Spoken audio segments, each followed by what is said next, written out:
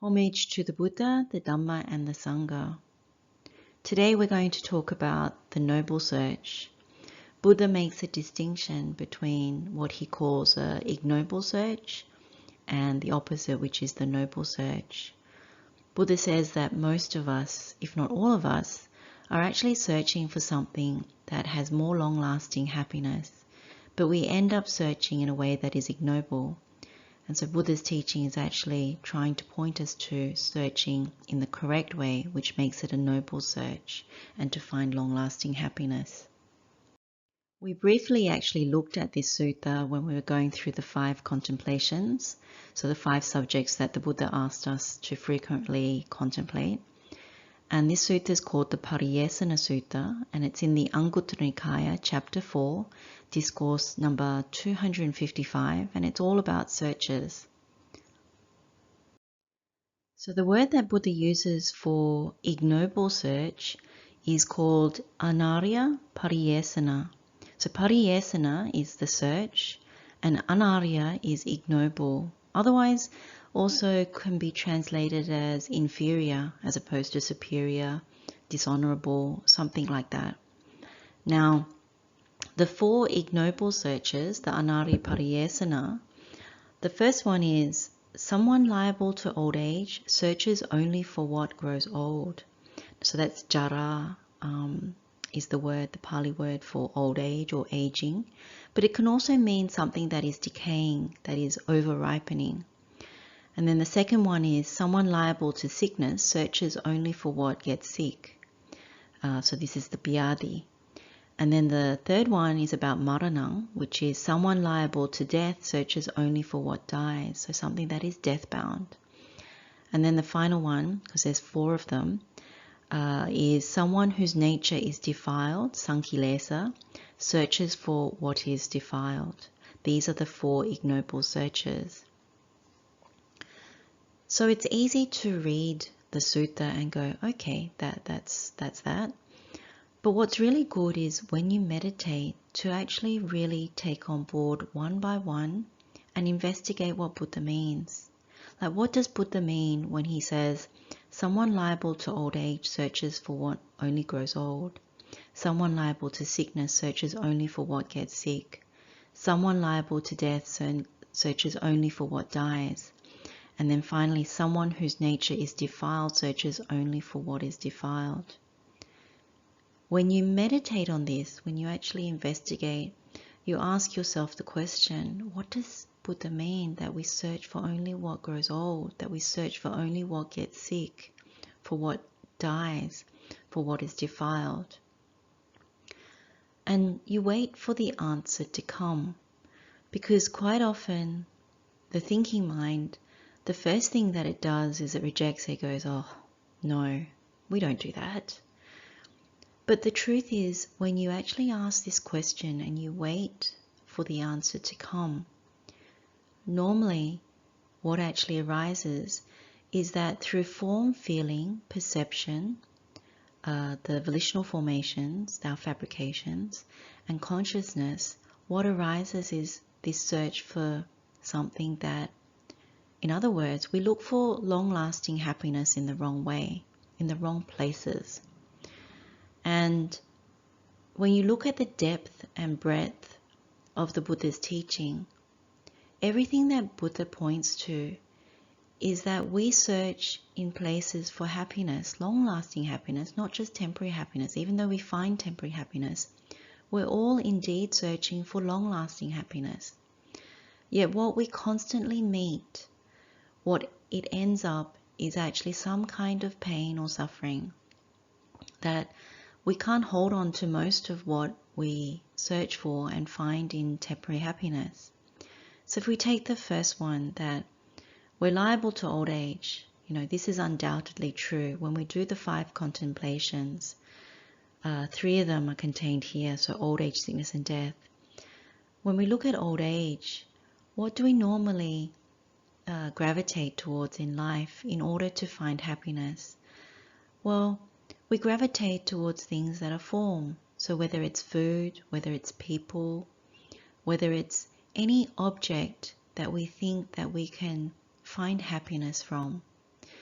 But undoubtedly, when you turn your mind over, whatever these forms are, whatever these agreeable objects are, that as we search for them, as we attach to them, as we grow intimate towards them, as they become our habits, we find that we suffer loss, we suffer sadness and sorrow, and we lament about it.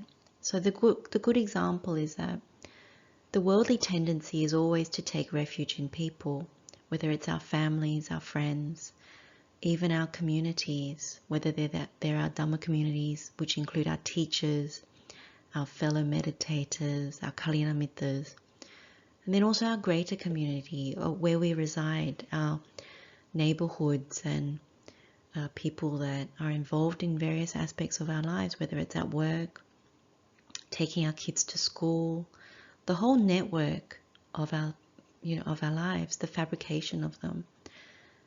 Now, it doesn't mean that we don't live our lives, we do.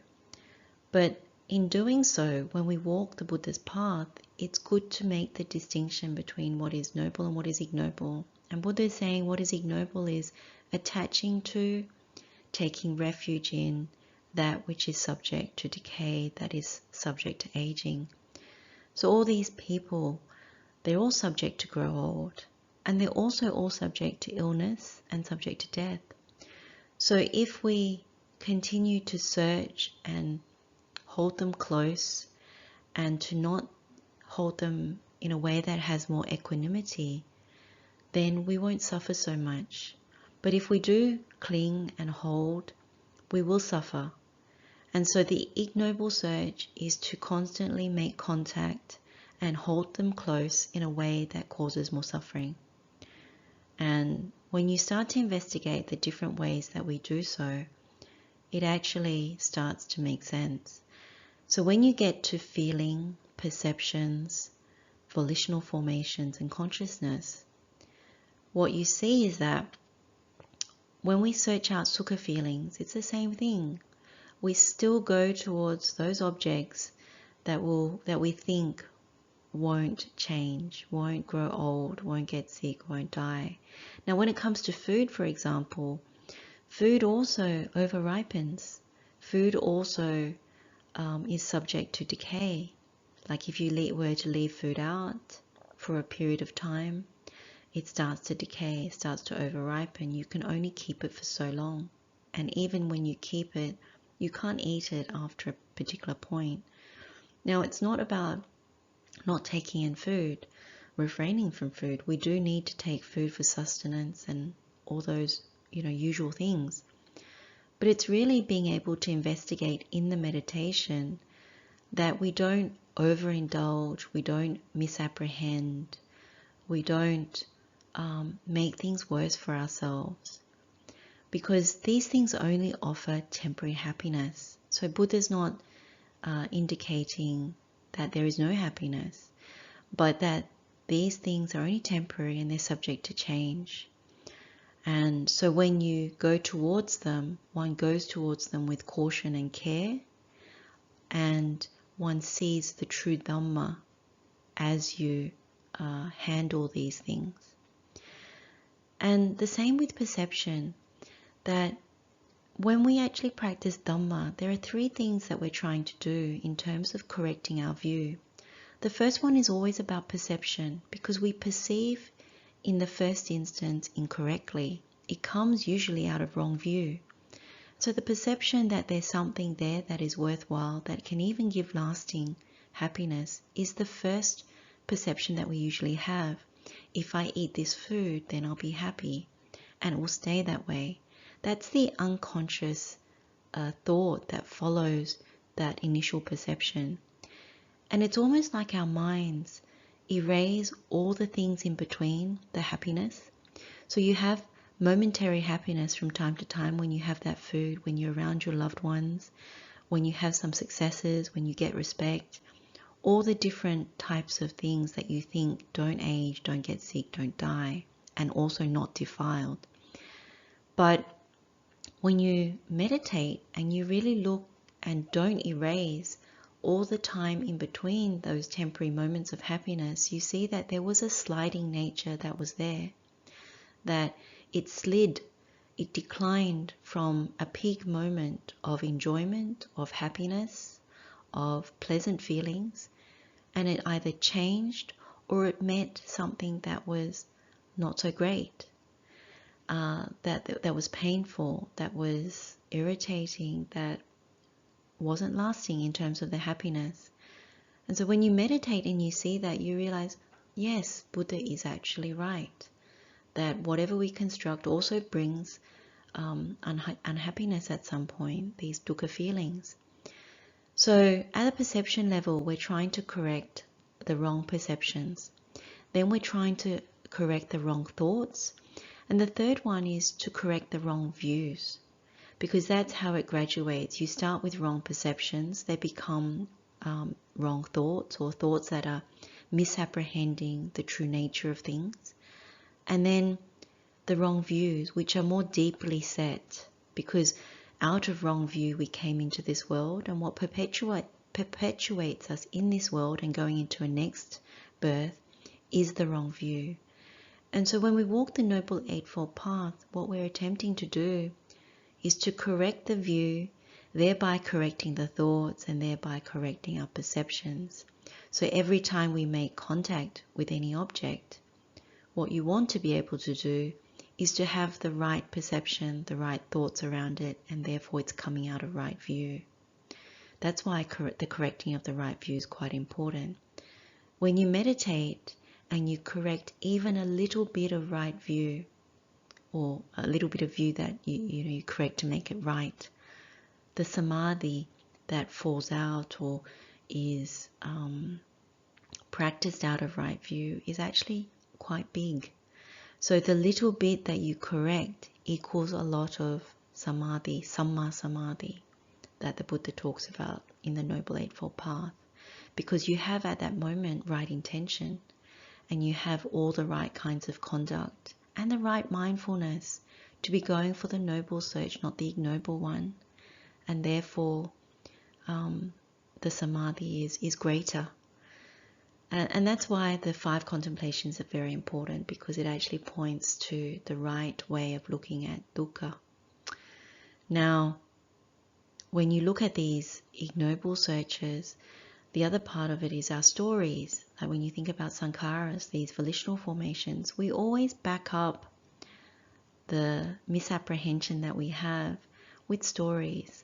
So when it was like this, I could, sustain this amount of happiness. And our stories lend themselves to this kind of wrong idea. And our stories normally say, I spent lots of time with these people and it was so great. Not remembering that those moments end, and those moments are subject to situations where, old age, sickness and death arise. Even the nature of defilements arise when you start fighting, arguing, having disputes, having unhappiness due to the fall from the temporary happiness. And so Buddha is always trying to get us to see and to really be honest in our meditations, to say, really look at your thinking, really look at what brought you into the world, really look at how you are living in this world, and ask yourself the question, can you actually hold on to long-lasting happiness? Because that is our ignoble search, that we're looking for long-lasting happiness, but we end up with things that only offer temporary happiness. That which is subject to decay or old age, this jara, we meet unhappiness. That which is subject to sickness. And don't think of sickness just as cancer, cold, flu, those types of sickness. Also recognize that sickness is subject to hunger, thirst, having to go to number 1, number 2, which is the urine and excrement as a result of hunger and thirst. Our bodies need to process these things, and that is also an illness. And when you think about, is that really an illness? When you're really hungry, when you're really thirsty, that's when you recognize that you can get hangry from not having eaten enough. That when you're so thirsty, nothing can actually fix that need to drink something. And likewise with having to urinate, having to let out the excrement. When you are afflicted in that way, the body is unsettled. And even if you were traveling, just remember, when you're in search of a toilet, it becomes quite a dire situation, excruciatingly painful when you can't find a toilet. And so when Buddha talks about like these as the basic initial sickness that this body has created, you recognize that it's not so simple, that it's not so simple to actually find a permanent thing that is free of sickness. And same with death, that every situation, every object, it's subject to death. It's death-bound. It's always sliding. Whether it's the education that we acquire, the job that we have, the people that we are surrounded by, the moments of happiness, they're all death-bound. And that's this part of the meditation, is to really see that all good jobs will come to an end. All people that we love will eventually die. All moments of happiness, whether they're holidays or peak moments like birthdays, celebrations, we have them, but then they slide. They're no longer there. They have to come down. We win the lottery, and then the next day it's done. The money that we have, that we've acquired, we may spend it and then it's gone. But even in death, if we have a lot of money, we have a lot of assets, at the point of death, you can't take that with you. We can't take our loved ones with us. We can't take our businesses with us. Nothing we can take with us. And so this quest, this search for long-lasting happiness, at the point of whatever we construct, it breaks down. And that's why it's so powerful that the 5 contemplations that the Buddha says to frequently contemplate, they actually point to this noble truth of dukkha, that there is dukkha. That's something we can acknowledge.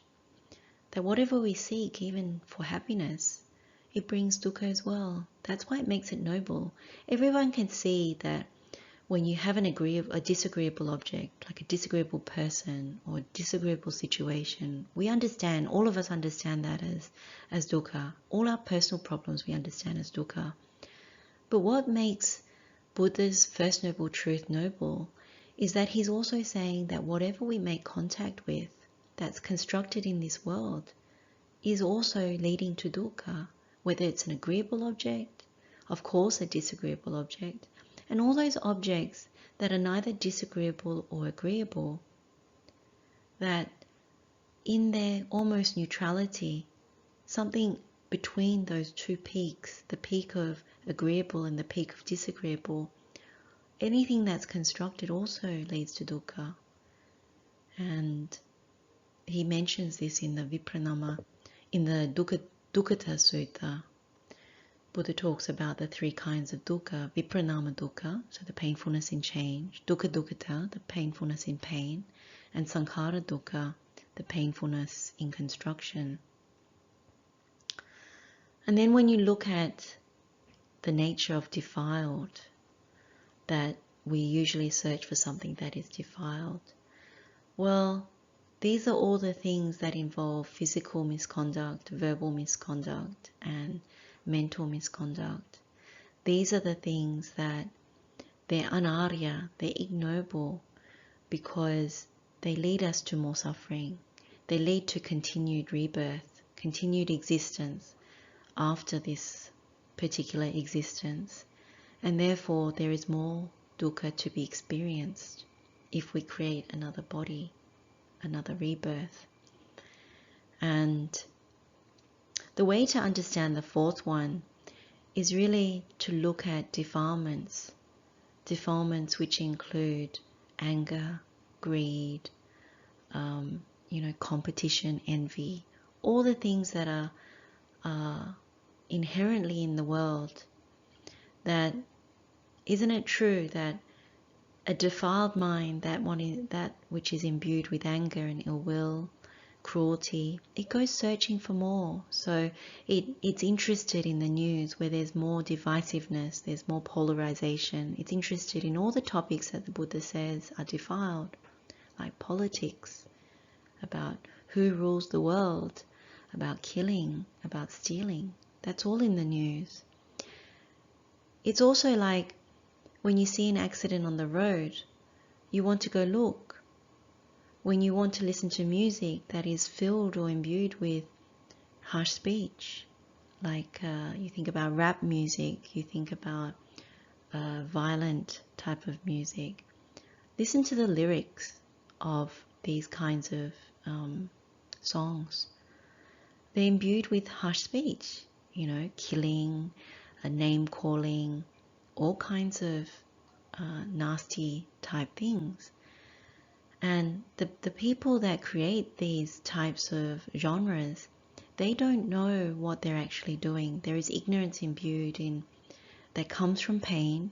And so they write these lyrics that get you into a state where you actually believe these things. And so the nature is to search for more of these things. When you're in pain, you go searching for more pain. The same goes for songs which are lamenting about loss, breakups, loss of loved ones, loss of happiness. Again, it's out of ignorance. Defilement, search for defilements. But there's no truth in the searching. When you listen to such songs, they actually make you more sad. They make you more unhappy. And so by nature, those are some examples of how we search. There are many, many more. And it can come in not just sounds, not just sights, but also through taste, also through the sensation of touch and what we imbue our minds with. And so when you meditate on these 4 ignoble searches, that's what you're investigating. You're asking yourself, what do I do that Buddha calls an ignoble search? And it gets quite interesting when you look at it, because you're attending to the practice. Yes, it's true. These are areas that we don't want to look at. But when we do look at it, you start to realize what Buddha is talking about. And then you can turn to what Buddha calls the noble searches. But in the first instance, one needs to be compelled in your own meditation to see, what does it mean about these ignoble, these inferior searches that we're doing? Because the truth is, these are the fastest ways to actually penetrate the Dhamma. The slower ways are to try your best to try and still the mind. But the thing is, the mind doesn't want to still until it receives the truth. And so these meditations are quite precious, because you heed the Buddha's words and you encourage the mind to look where it doesn't want to look. To see that we're still searching for temporary happiness, even in our meditation, even in blocking the truth. Because it's true, when we sit down, do we really want to look at old age? Do we really want to look at sickness? Do we really want to look at death? And do we really want to look at defilements? And quite honestly, the answer is no, we don't. That's why we find it difficult to sit on the cushion or sit on the chair to meditate. But we need to encourage each other, going together, to actually say, well, actually, there is joy when we look carefully, when we try our best to go against the mind that says, oh, we don't want to look at that. And there is happiness that comes to the mind when it receives the truth of the nature of having created this body. And what you also realize is that it's not about personal dukkha, that although we bring our personal examples into this, what the Buddha is always encouraging, focusing our minds on, is our collective dukkha. Because it's not about getting bogged down in my particular loved one is sick. My particular loved one has died. My particular loved one is getting old. But it's actually to use the personal example to lift the mind up and to see all living beings in the world being subject to these things. Because it is not personal. It is our collective predicament that enables us to see through how we construct our worlds, how we construct our ignorance, and therefore the origin of the suffering, which is the tanha, the craving. Because Buddha says that when you see just one of the noble truths, so if you see the suffering side, the other three start to unfold. You see the other three. So even if you see craving as the origin of suffering, if you really see the abhinandati, abhivatati, ajusayatitati, then the other three parts of the noble truth unfold. They're shown to you. So in this part of the meditation, we're looking at mainly dukkha, the first noble truth. But if you see the first noble truth, if you're starting to see what needs to be done, which are these meditations, the second stage of, there's 3 stages in the Four Noble Truths. If you start to see the second stage of the first noble truth, which is what does need to be done in terms of understanding Dhamma, understanding this dukkha, then the path becomes clear. So this is the Ignoble search. So we'll now look at the Noble search. So the Noble searches are what Buddha calls the ariya, Pariyesanā. So it's the superior search. And so you have the same 4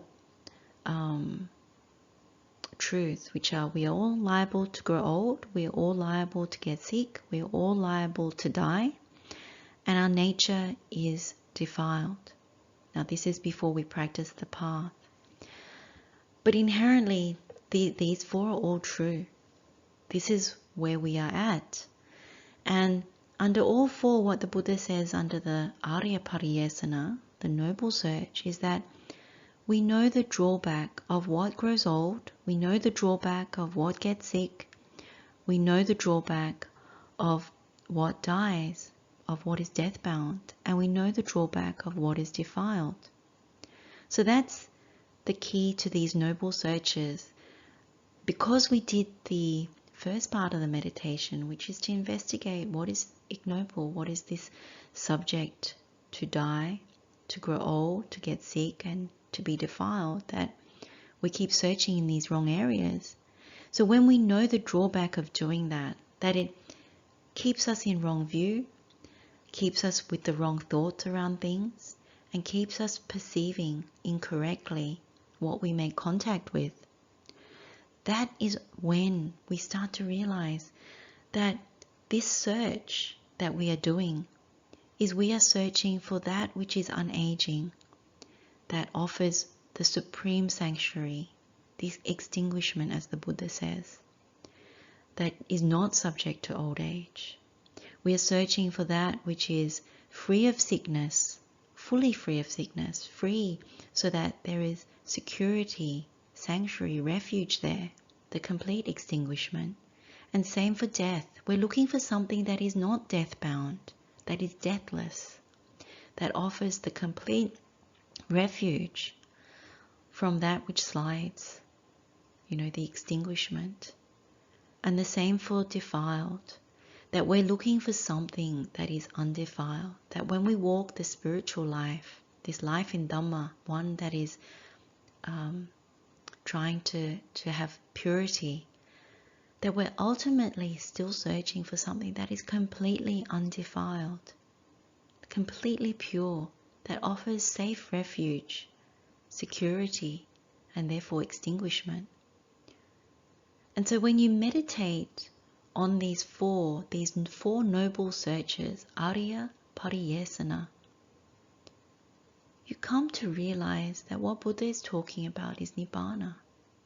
Nibbana that we are leaning towards when we concentrate the mind, when we get into mental absorptions, when we delight in no longer striving for that which is aging, that which is getting sick, that which is death-bound, and that which is defiled, that you see that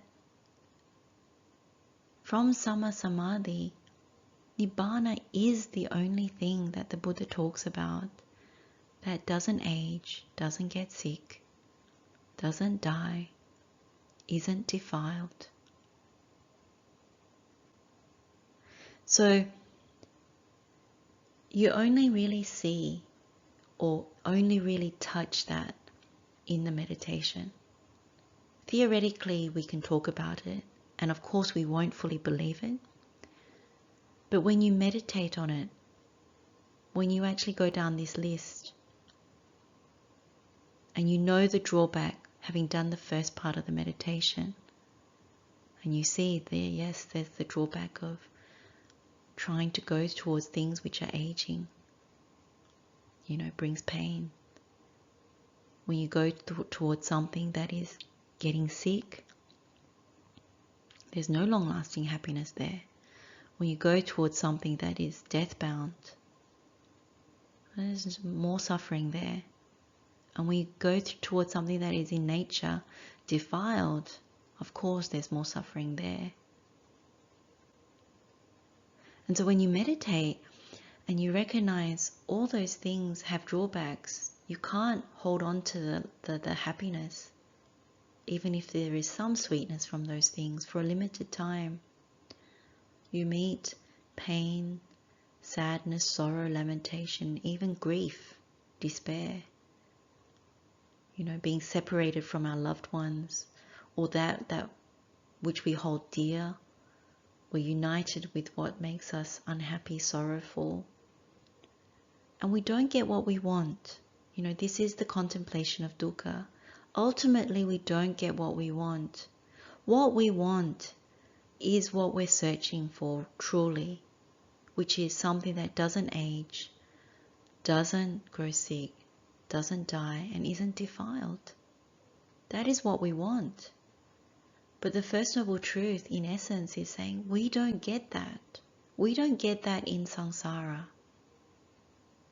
And it's a bitter pill. But although it is a bitter pill, in the next instance, the Buddha's words offer the sweetness, which is, there is Nibbana. It doesn't grow old. It doesn't grow sick. It isn't death-bound. It is deathless. And it isn't defiled. It's the supreme purity. And so long-lasting happiness, that which is nittya in the world, that which is true sukha, long-lasting happiness, is Nibbana. And that is why we walk this path. And when you meditate in that way, when you see it in your meditation, when you experience it in the meditation, that is the closest one can get towards Nibbana. You are leaning towards Nibbana at that point. You are compelled at that point. Because we all have examples that demonstrate the drawbacks of clinging to things that grow old, clinging to things that get sick, clinging to things that are death-bound, and clinging to things that are defiled. We all have examples of that. And so when you really see that truth, there is the release in the meditation. And that's what we're training ourselves towards, so that we are with truth, with the right view, and we abide in this truth in order to get to Samma Samadhi.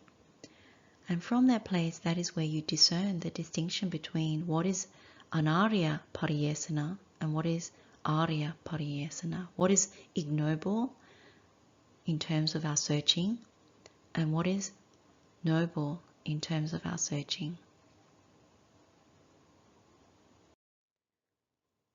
And when you come back to the Four Noble Truths, the 3 stages and the 12 insights, what really becomes clear is that the first stage, if you can see that there is dukkha, then Buddha is saying that the other three will present themselves, because you know that most of what we cling to, believe in, is subject to dukkha, that the nature of it is dukkha. It is constructed, and therefore in samsara it's subject to fail. So when you know that, you start to see the glimpse of tanha, what we are craving and clinging onto has that nature of dukkha. Then you also see, if we don't cling or crave for these things, go searching for these things, then you start to see the cessation, the nirodha. Because you start to think, I'm not going to take delight in that, I'm not going to hold on to that, I'm going to have more equanimity towards it, to understand that there's only temporary happiness in most of these things, if not all of these things. And then you really start to see the importance of the Buddha's Noble Eightfold Path, that there is this path that starts to train with the right view.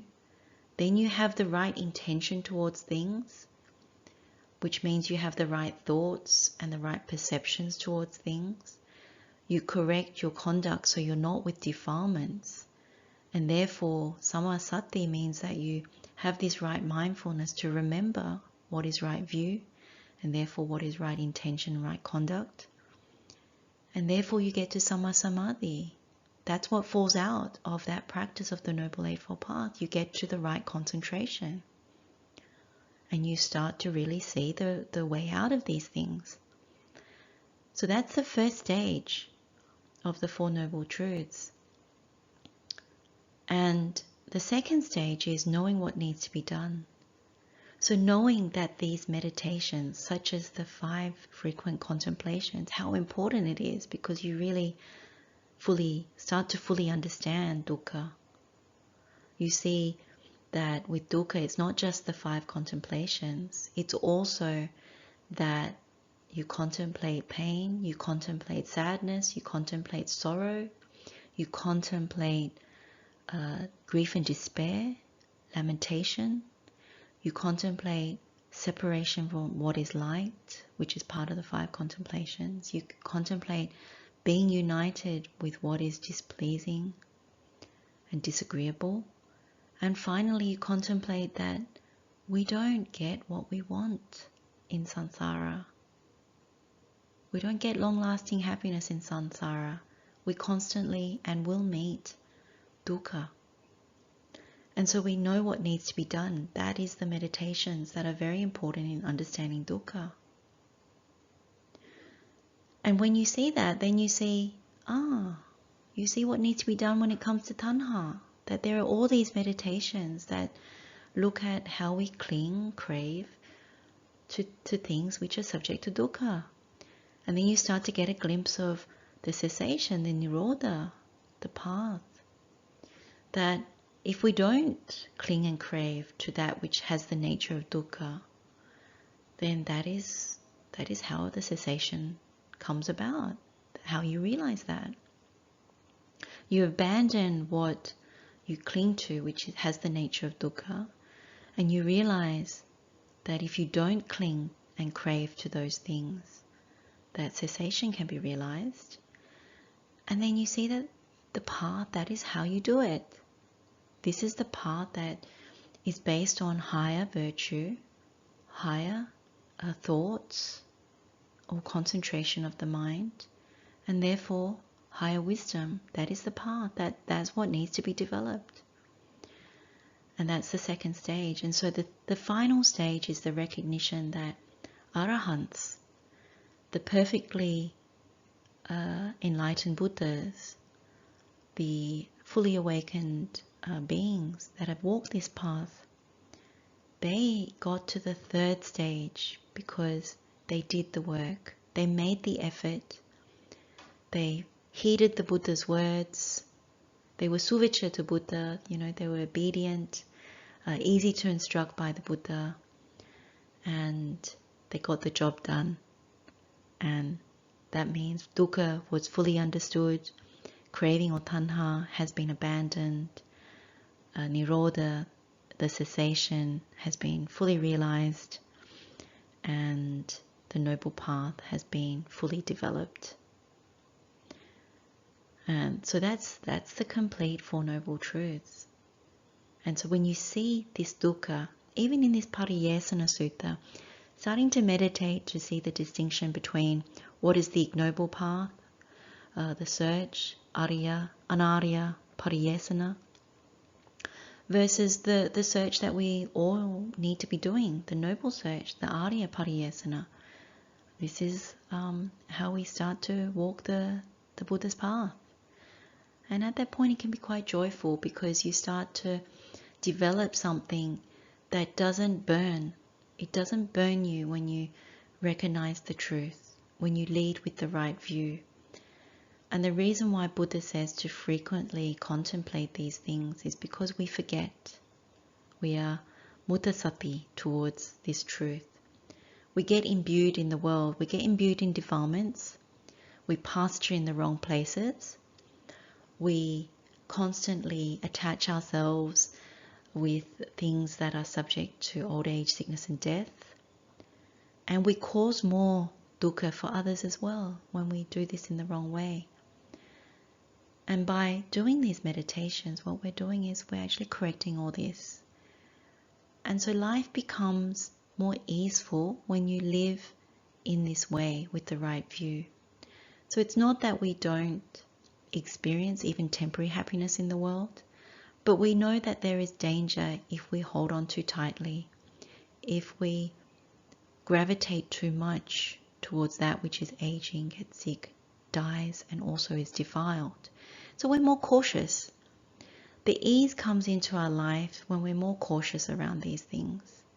And so we live an upright life that still has moments of happiness, but we realize that what is more happy, not fully happy in terms of lasting happiness, but even which has what Buddha talks about is this sukha viharana, that when we go inwards, when we see the happiness in our minds, when we meditate, when we lean towards the mental absorptions, just as part of our raft for the rest of our present existence, that is better than seeking it out in the world through karma, through the sensual pleasures, through the wrong views. Because we don't want to reinforce any more of these wrong views. We want to lead with the right view. And that's where the ease, like when Buddha talks about, even in the metta bhavana, in the karaniya metta bhavana, that this noble living comes. It's because we live without the wrong view, that we keep correcting where we go wrong, and therefore there's more ease. There can be more equanimity at that point. And then the more we practice it in meditation, the more it seeps into the rest of our lives, even if we have to work, even if we have a family or families, even if we have certain duties in the world, whether they're worldly duties or duties in the Dhamma. But if the Dhamma is leading the rest of our lives, then only then can there be more ease within our lives, because it leads from right view. And so more right view we have, more Samma Samadhi we will have. It's a simple formula. So the final sutta that we'll look up is the Suttara Sutta, and it's in Digha Nikaya, so it's a longer discourse, and it's the last one, which is number 34. And if you remember, this is Venerable Sariputta's compilation of Buddha's teachings into categories, and it's up to 10. And there's a reference to the giving up or the abandoning of searching. Because in this world, when we're still in samsara, we continue to search. But the arahant has fully given up the search when it reaches nibbana. And so the reference that Venerable Sariputta says here, that it's when one has given up sensual pleasures. So it's kamesana pahina hoti, that you give up sensual pleasures. The second one is bhavesana pahina hoti, so you've given up continued existence. There's no coming back into the world. And the last one is brahmacharyesana patipassada, which is you stilled the holy life. So it's calmed, it's quieted, that you no longer live in samsara, this life of purity, Because that was our refuge, or that is our refuge, when we're still in samsara searching and walking this path. That until we fully realize the Four Noble Truths, that's our refuge, that we still live this higher virtue. But at the end, when you give up the searching, you even give up this virtuous life. And so that's what Venerable Sariputta says about Buddha's teaching on this, that's how you totally give up searching. And really one can delight even in the idea of it, that because of wisdom, like because of, our insight, because of having meditated and concentrated and corrected our view and concentrated our minds, because of our virtue, we, in the end, through our practice of undertaking what Buddha has said, that eventually, like the Arahants, like the Buddhas, we will give up the search. Because there is pain even in searching, like even in this Dhamma search, listening to Dhamma, practicing the Dhamma. It can be painful as well, if we can admit that. There is joy when we understand the truth, but in the practical search of these things, in trying to understand Pali, in trying to discern the Buddha's teaching, in trying to discern the Noble Arahant's teaching, in trying to convey this truth to others, what we know, all of it, there is still dukkha. And the conditions of this world, there is still dukkha.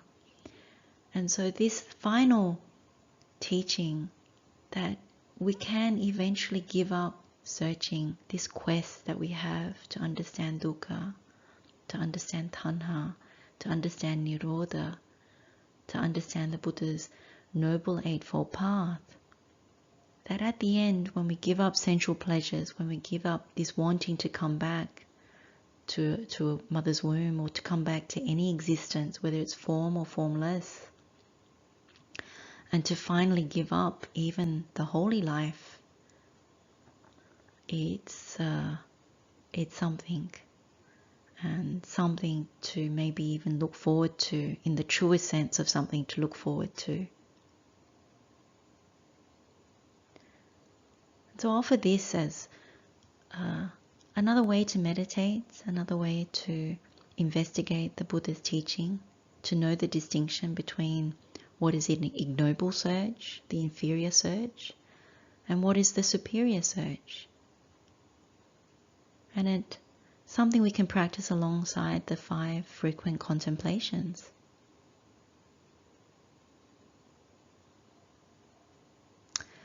So I'll offer this as the talk for today.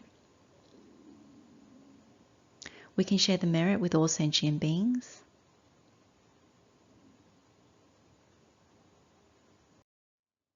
May all beings be happy and well. May all beings be free from suffering. Sharing the merit of our practice, the time we spent in Dhamma today.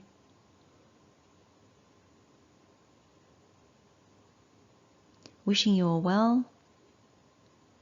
Blessings of the Triple Gem. Teruan Saranai.